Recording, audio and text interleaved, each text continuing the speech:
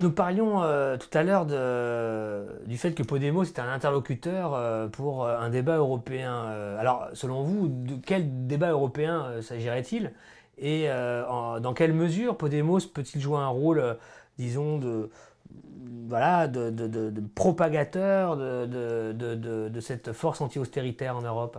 Alors c'est ce grand débat qui se déroule en ce moment justement entre la politique anti-austéritaire ou bien une politique d'opposition aux institutions européennes. C'est toute la question du lien avec les institutions.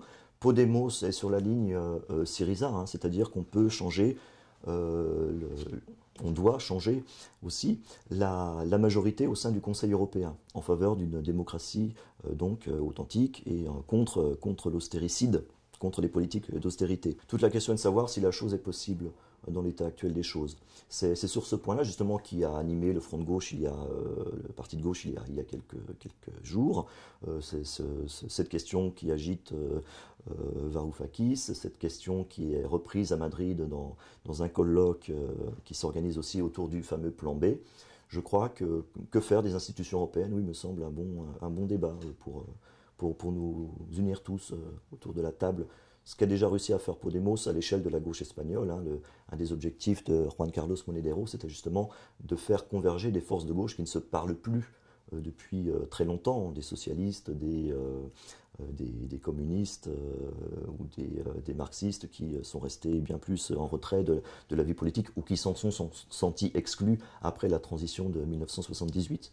Donc voilà, le débat me semble ouvert. C'est cette question-là qui compte. Oui. Et qui seraient les partenaires naturels de Podemos en France, par exemple, selon vous? C'est très difficile à savoir, hein. Il y a un parti hétérodoxe qui existe, qui n'est pas formalisé. Il n'y a pas de leader, justement. Donc à droite, on dirait qu'il n'y a pas de chef. À gauche, on dirait qu'il n'y a pas d'agrégation. C'est ce que constatent même les gens de Podemos quand on leur parle, même au plus haut niveau, et qu'ils vous confient, c'est que manque cette figure un petit peu unificatrice qui effectivement doit passer par des sacrifices qui ont été ceux de Podemos. Alors au sens de Podemos, c'est de durs sacrifices, hein, c'est abandonner toute une symbolique, le drapeau rouge notamment, le marteau, la faucille, sont des choses qu'on ne voit plus du tout, qu'on ne voit pas dans les meetings de Podemos. Le point levé reste la dernière chose qui soit là, qui rappelle le militantisme d'antan et la symbolique d'antan. Pas de chant non plus, on ne chante pas à l'international, en tout cas à la tribune de Podemos. C'est bien sûr l'appareil est né de rien. Il a été fait aussi face à une grande déception. Il a été construit contre l'appareil d'Izquierda Unida, de gauche unique, et donc l'appareil dans lequel se fond le Parti communiste, auquel bizarrement ressemble plus Syriza d'ailleurs, parce que Syriza est une vraie fédération plutôt traditionnelle. Donc voilà, il y a beaucoup à la fois sur les termes de la stratégie, de la programmatique et de l'organisation, effectivement, rien n'est au point, rien n'est au clair dans les couches européennes, en France en tout cas. Alors revenons à Podemos en tant Mm. qu'organisation. Moi, il y a une dimension dans votre livre qui m'a beaucoup intéressé, parce qu'elle renvoie finalement à l'histoire longue de la gauche, qui n'est pas toujours d'ailleurs explicitement assumée. C'est, vous développez l'idée que Podemos est un messianisme en politique. Ouais. Qu'est-ce que vous voulez dire par là? Qu'est-ce qu'à votre avis cherche à faire Podemos à travers ça? Alors au début, voilà, c'est quelque chose qui m'a intéressé, j'allais dire, de manière anecdotique, comme tout voyageur qui passe en Espagne beaucoup de temps, au sud de l'Espagne notamment, ce qui est mon cas, c'est d'étudier ce qu'on appelle, ce que certains journalistes espagnols appellent, pas souvent bienveillant, le vieux fond paroissial de la gauche espagnole. Un journaliste britannique, justement, c'est ça l'intérêt du débat européen dont je vous parle, lui a parlé de Podemos comme de la politique par d'autres, pardon, la religion par d'autres moyens, comme les pratiques de Podemos comme d'une politique par d'autres moyens, bien sûr en référence à la guerre par d'autres moyens de Clausewitz. Et là, justement, une réflexion a commencé à se faire en moi, qui m'amène aussi à reprendre ce que l'on dit sur la thématique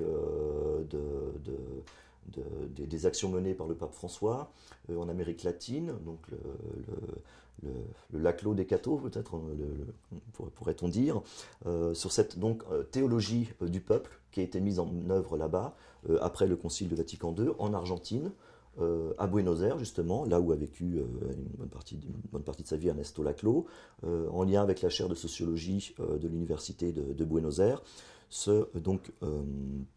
Cette théologie du peuple visait justement à réintégrer la notion de peuple dans la pastorale.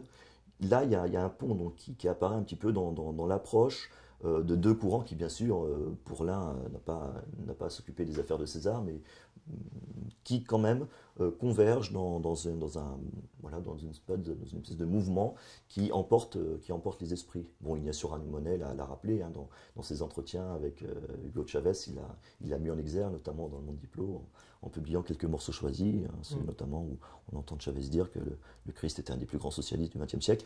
Pablo Iglesias parle de ça dans un petit livre publié avec un livre d'entretien publié avec un chanteur de rap, Légal, CDM. On rappelle qu'en Amérique latine, on ne fait pas de politique sans religion. Là aussi, autre rupture avec les gauches radicales françaises qui ne comprennent pas cela. Donc le combat, c'est une branche du combat culturel, cher à Gramsci, que Podemos ne néglige pas. Il existe à Podemos un cercle des spiritualités progressistes. Les dirigeants de Podemos affirment complètement athées. Mais Juan Carlos Monedero, qui est souvent vu comme le plus radical des partisans de Podemos, qui souhaite installer un léninisme aimable, donc on ne va pas l'accuser d'être pro-catholique, lui accepte de discuter avec des religieux de toutes obédiences ou de toute église. Il y a là, me semble-t-il, un terreau européen qu'il faut mettre en perspective, que j'ai fait, moi, dans mon livre aussi une petite référence à la figure de Pierre Pascal, dont une biographie est parue l'an dernier, donc ce chrétien qui pria pour Lénine, un des premiers engagés français aux côtés de la révolution bolchevique en 1917, un jeune conseiller militaire de l'ambassade de France chrétien qui passe corps et biens à la révolution russe. Voilà, on est dans la dimension eschatologique.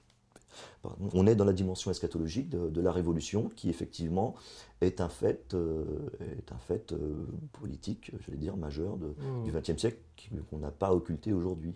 Alors j'ai eu la chance d'être avec Inigo Errejón, dont on parle ici il n'y a pas très longtemps, il y a quelques mois, on était ensemble à Buenos Aires, justement pour une rencontre d'hommage rendue à Ernesto Laclau. Dans les débats, il a développé l'idée selon laquelle le nouveau défi pour Podemos, alors on était avant l'élection législative, au moment où Podemos était un peu au creux de la vague dans les sondages, il a évoqué le défi nouveau pour Podemos qui était celui de sa normalisation dans le système politique, tandis que ce parti s'est construit sur l'idée d'être le parti anti-système, de remplir cette fonction anti-système. Aujourd'hui, est-ce que vous pensez que c'est pertinent comme auto-critique ou auto-analyse? Et quelles sont les limites de Podemos que vous voyez aujourd'hui dans la configuration espagnole, où pour l'instant, à l'heure où nous enregistrons, il n'y a toujours pas de gouvernement, on se dirige certainement vers des élections anticipées. Et est-ce que c'est d'ailleurs finalement l'objectif, là en tout cas de Podemos, pour ce qui concerne cette séquence législative en Espagne? Alors s'interroger sur ces perspectives politiques, c'est tout à fait pertinent. Du reste, on a l'habitude de dire que Inigo Errejón est le plus intelligent des militants, des dirigeants de Podemos. Monedero, je vous disais, c'est le plus radical. On dit que Iglesias est le plus ambitieux, ça c'est pour l'anecdote. Mais donc, il a tout à fait raison. Et c'est vrai que faut rappeler que Podemos a perdu un peu son pari. Malgré tout, le pari de Pablo Iglesias, c'était d'arriver devant le PS. Ce qui arrivera peut-être s'il y a de nouvelles élections. Donc le pari est un petit peu perdu, celui d'être en première position et d'imposer des réformes politiques plus radicales que celles que l'on doit négocier dans le cadre d'une majorité qui se fait ou qui ne se fait pas.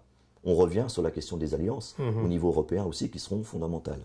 Donc ces interrogations, elles ont traversé effectivement toute l'année 2015, au moment du creux de la vague, au moment de l'université d'été, de la première université d'été de Podemos à laquelle j'assistais l'été dernier, donc fin juillet, et maintenant que le parti est à l'Assemblée, au Congrès des députés, certes quand même en meilleur état qu'il ne le pensait, parce qu'il y a eu cette remontada, l'insatisfaction quand même, le vote de sanction a été le plus fort.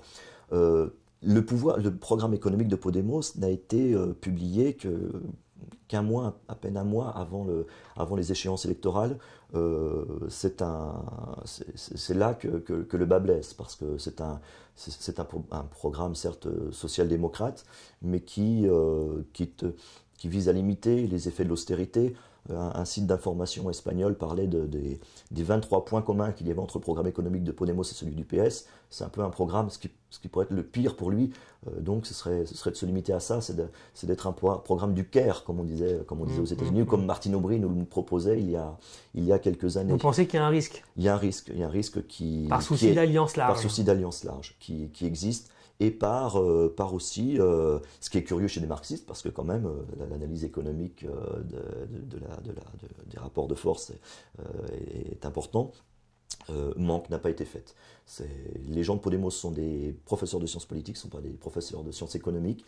Ils ont un peu péché par faiblesse dans cette voie-là. Après, on a toute la question de la symbolique de l'euro qui leur fait peur.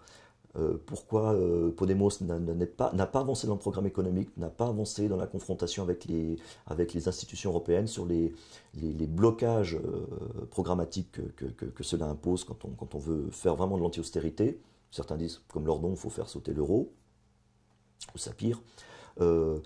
Podemos, comme Syriza, se dit, ou comme Mélenchon, l'euro, c'est encore le symbole de quelque chose, d'une unité, d'une internationale, auquel il ne faut pas toucher. Ils ont probablement tort de faire ça. En tout cas, ils auront à se déterminer par rapport à cela. Est-ce que vous pensez qu'il n'y aurait pas dans cet aspect, dans cet ordre des choses, la vision de forces politiques issues de pays qui, sortis des dictatures des années 80, ont le sentiment que quel que soit le prix à payer dans l'euro, c'est en quelque sorte son ticket pour la première division, bien sûr. le premier monde en quelque sorte. Bien sûr. Comme disait un ami, quand on a passé 30 ans de sa vie en prison et qu'on sort, pardonnez-moi, c'est très misogyne, il me disait toutes les femmes sont belles, hein, voilà, l'euro, l'Europe, ces institutions-là sont quelque chose de mirifique, c'est quand même, ça représente la plus belle période récente de l'Espagne. Donc voilà, il y a cette Europe du Sud qui se cherche encore un petit peu, mais c'est à nous justement, qui sommes quand même dans le camp des moins mal portants, de les aider. Ma dernière question, elle est assez simple finalement et très peut-être complexe, vous allez en juger par vous-même. Quel avenir pour Podemos? Podemos a révolutionné la gauche espagnole, il va continuer à la révolutionner. Il va un peu influencer la politique nationale espagnole. Dans l'état actuel des choses, il ne changera pas grand-chose au rapport de force en Europe. Tout est là. Continuons le dialogue, je pense, ce sera le plus important et le plus riche et ce qui débouchera sur le plus de fruits. Et vous pensez que Podemos, sur la question européenne, peut évoluer, peut bouger, peut se radicaliser dans un sens Pablo Iglesias est passé à rupture. Paris en septembre. Alors, l'électorat, il faut savoir que l'électorat des Espagnols émigrés est très important pour Podemos. Podemos est le premier parti chez les Espagnols de l'étranger, chez ces vagues donc de cette jeunesse sacrifiée. Hein. On a sciemment sacrifié une génération qui était la plus formée de l'histoire de l'Espagne, c'est l'un de ces drames. La question européenne donc va revenir notamment par le biais de cette jeunesse qui vit justement en Europe et qui va pouvoir irriguer les débats. Pablo Iglesias l'a affirmé, hein, par rapport à l'euro, je suis prêt à sortir de l'euro, c'est un pays plus grand que l'Espagne le fait. Et le débat existe à Podemos. On l'a constaté à l'occasion des universités d'été. Il y a des gens qui parlent de la trahison de Syriza. J'ai assisté un petit peu à la communication officielle de Yanis Bournous, qui est le responsable des relations internationales de Syriza pour l'étranger. Bon, on a gagné du temps, mais combien de temps encore, alors que voilà, on manifeste déjà dans les rues d'Athènes. Pablo Iglesias est un pragmatique. Et c'est le meilleur analyste politique de son pays. Donc comme acteur, il a quand même déjà pas mal d'atouts de son côté. Merci Christophe Barret, merci à vous. Je vous remonte donc cet ouvrage que je vous conseille de lire, Mémoire des luttes, on vous le conseille tous. Podemos pour une autre Europe. Reste la question du sous-titre à la fin qui reste ouverte. Est-ce que demain en France, il y aura un Podemos qui aura la force de celui en Espagne? Aujourd'hui, ce n'est pas le cas, mais c'est une question qui est posée et qui traverse aussi la gauche de la gauche en France.